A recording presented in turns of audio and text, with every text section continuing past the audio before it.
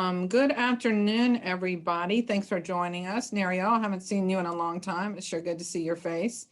So welcome, and I want to introduce you to a very special person who helps a lot of us.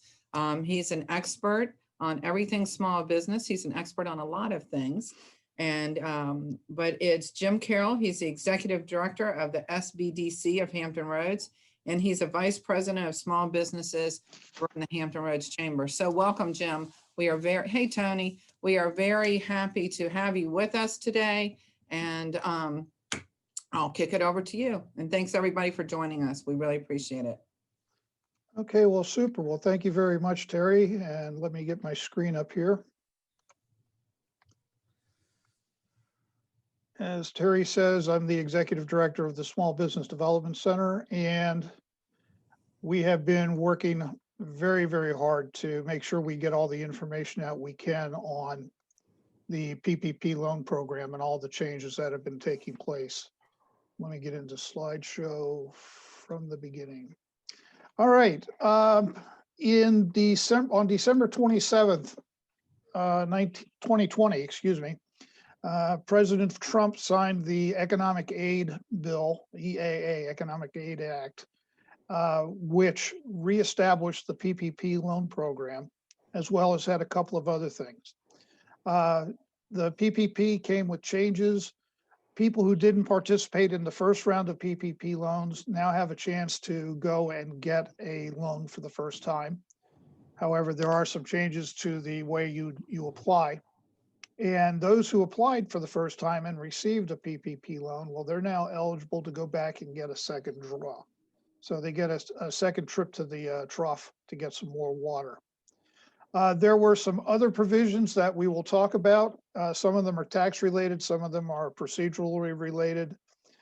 And there's an interesting grant program that has been put into place that we'll discuss. The one thing I do tell everybody, and I caution them, is that this is still an ongoing performance, for lack of a better word. There are still some seriously unanswered questions that we need to address. And the SBA is already coming out with changes in procedures for the first draw people. And my access to capital expert took the changes that the SBA promulgated and took the 30 pages of paper and condensed it down to 6 pages of information. So there's a lot of information that's out there, and you just have to be careful as you go forward. My biggest concern with this act, more than anything else, is that this act sunsets on the 31st of March. So you basically have 2 months to get your PPP loan established or participate in anything else that's out there. So let's get into the specifics. For the first draw, one of the changes is that you had to have been in business starting February 15th, 2020. So if your start date was anything after that, I'm afraid you don't qualify. Unlike the first time where everybody just went ahead and applied for the PPP loan, you now have to certify that this loan is necessary for your business to continue being in operation. That comes in one of 2 ways. If your loan is under $150,000, you're going to have to basically put a tick in the box and probably initial a piece of paper that says, yes, I need the loan. If you are going to have a PPP loan that's over $150,000, you're probably going to have to submit paperwork to prove that the loan is necessary. So the name of the game is sit down with your banker right away and find out exactly what needs to be done. What is it that they want from you so that they can get you into the portal as quickly as possible. Unlike the first PPP program, where you saw large borrowers move to the head of the line, and basically small business owners were left, with the crumbs dropping from the table. The SBA changed their way of doing business. No longer can the Shake Shack or the LA Lakers get Paycheck Protection Program loans.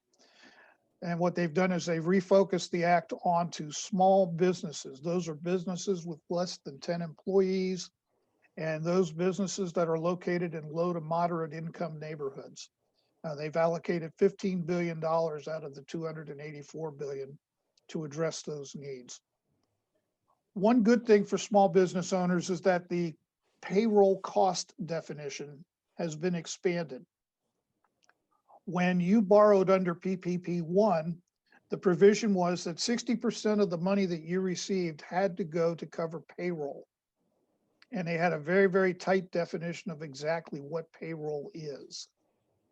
Well, in this new act, they've expanded that significantly so that business owners now have flexibility, a lot more flexibility in paying expenses and still meeting the 60-40 requirement. 60% for payroll, 40% for other business expenses. Now included in the payroll cost definitions are cloud services for your business, for your IT infrastructure, inventory that's necessary for your business to be, to remain open. Case in point, restaurants, they have to have food. Well, if they got shut down, they can't get any, they couldn't pay their bills, and consequently they couldn't get anything to reopen. So now they have the ability to pay cash on the barrelhead if necessary so that they can get food and stay open.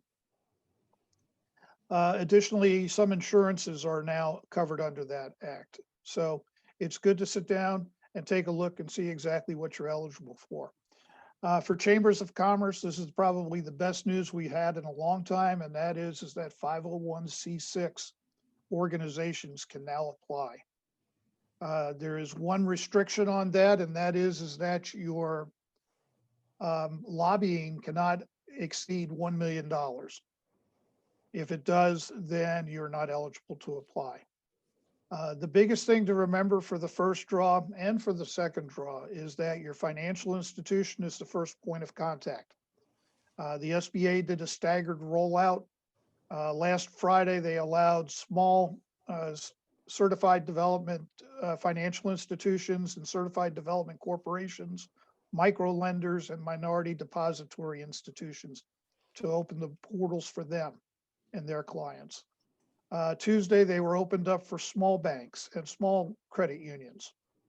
And Thursday, they're opening up for everything. So now, everybody will be, doing everything they can to get these loans processed.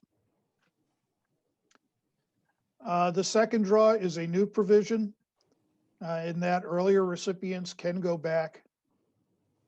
Just like the first draw applicants, they have to certify that the loan is necessary for continued operations.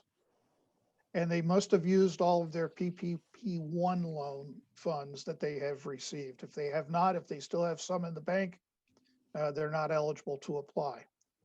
The big difference here is that you have to prove a 25% reduction in gross revenues from a quarter in 2019 to the same quarter in 2020. So you're going to have to go through and take a look at your books and figure out if you had a very, very good third quarter or fourth quarter, but in the second quarter, you were completely shut down. Pick the quarter that you had the gross revenues coming in, compare it to the preceding year's quarter. And if it's 25% or greater, then you're eligible to apply. If it's less than 25%, you're not eligible to apply. For restaurants, bars, hotels, and accommodations, a very, very good plus. And that is that if you're in NAICS Code 72, which of those industries I just named, you're allowed to get 3.5 times your monthly expense. All other NAICS codes only get 2.5 times their monthly expense. So they recognize the fact that the particularly hard-hit industries were the entertainment and the restaurants and accommodations, and they're going to do what they can to help them move forward. What do you need to do? Well, first and foremost is you have to determine your eligibility. Take a look at the information that we've provided to Terry, I think it's you, and also the Greater Williamsburg Partnership, and see exactly what the eligibility is and make sure that you meet those requirements. If necessary, talk to your banker and get the banker to help you figure out if you're eligible. Revisit your PPP-1 forgiveness application if you received a loan, and make sure that you have that information ready to go when you apply for the second loan. We want you to recalculate business expenses and run the numbers.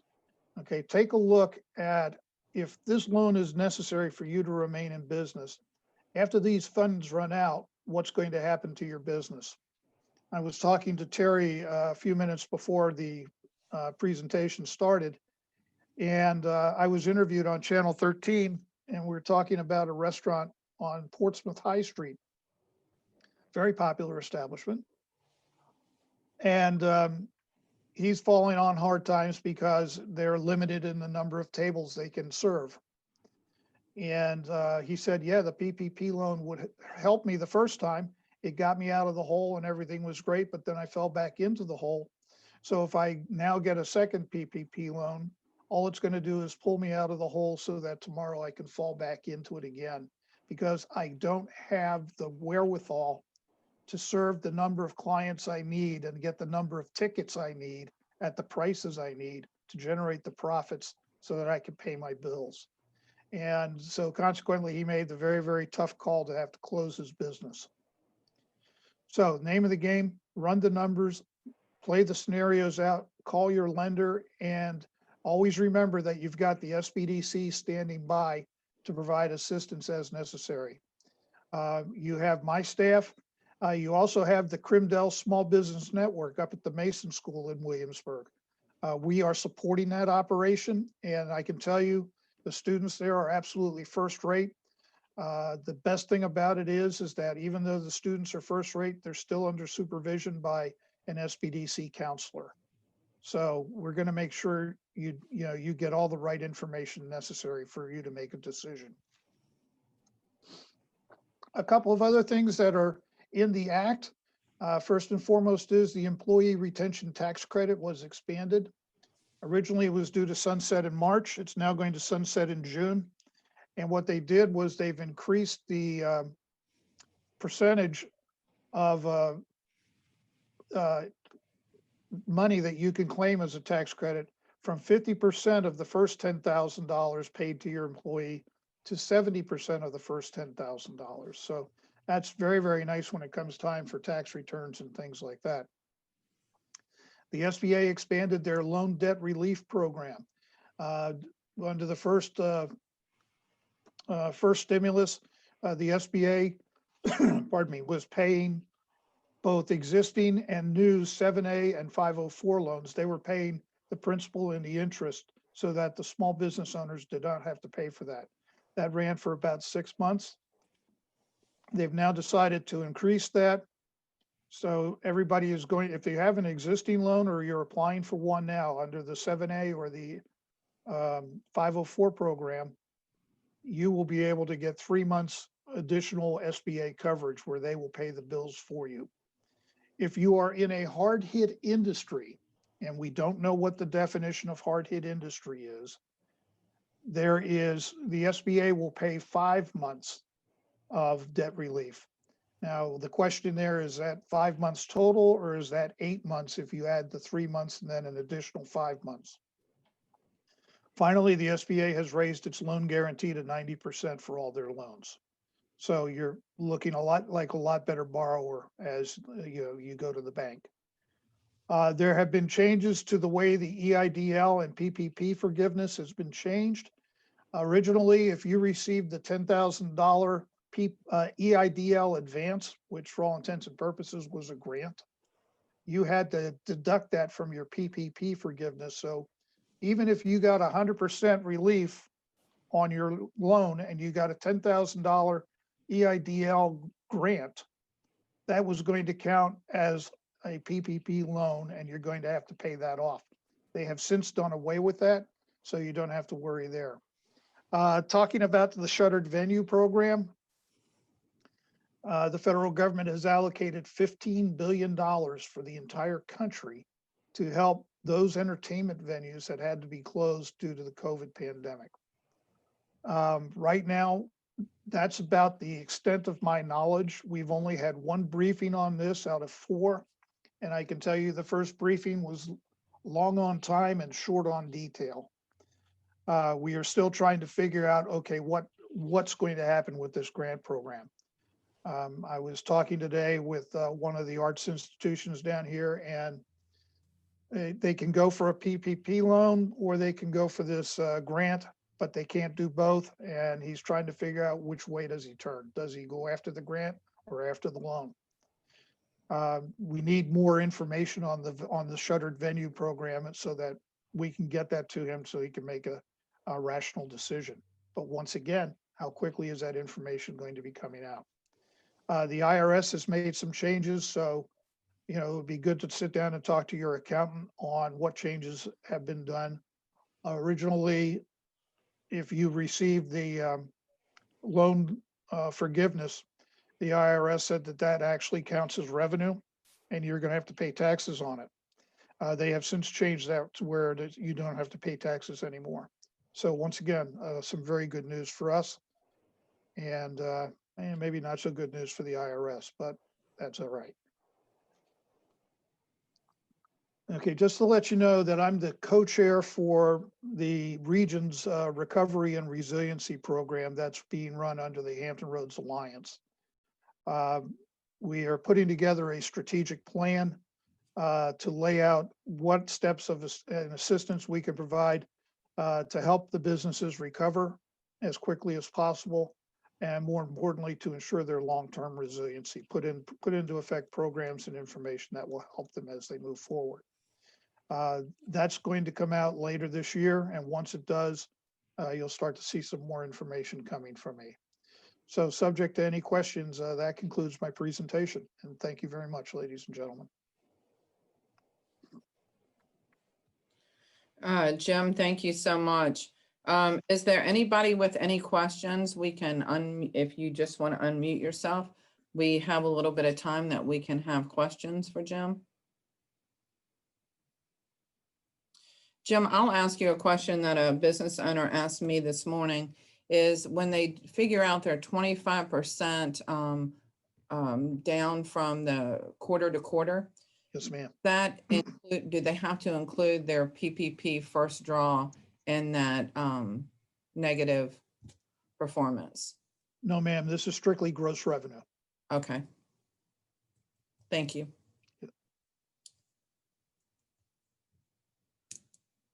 Does anybody else have any questions? I know you're kind of drinking from the fire hose with the presentation, but I can assure you, if questions do arise, please don't hesitate to reach out to me or reach out to Terry or Vaughn or Yuri Adams and just say, hey, I'd like to find out some more information, and they'll reach out and touch me, and I'll give you the answers that you need. Okay, everybody. Yeah, I do actually have a question, Yuri here. Have you heard a timeline on the shuttered venue grants? We've been tuning into the SBA webinars and things, but we're trying to get an idea. It's going in 3 phases, and that's all I can tell you right now. And I think Okay. the 3rd phase starts 28 days after the first one. And Gotcha. and that's all the information I have at this point. And all I can say is film at 11. As soon as the SBA does give us these additional briefings, I'll get the word out to everybody as quickly as possible. Awesome. Thank you so much. And we did get a question, can the slides be shared? We will send the slides out to everybody. Jim, are you okay is that okay for us? Absolutely. And also the guide, that EAA guidebook that I forwarded along as well. I know it's not the pretty version, but the information is rock solid, even though the artwork is kind of not good. So you'll have that information as well. Okay, we'll get that out to you this afternoon. Thank you, Jim. Yes, ma'am. My pleasure. Okay, we'll talk to you soon. Please feel to reach out to any of us if we can help you. Goodbye. Bye now. Right, thank you.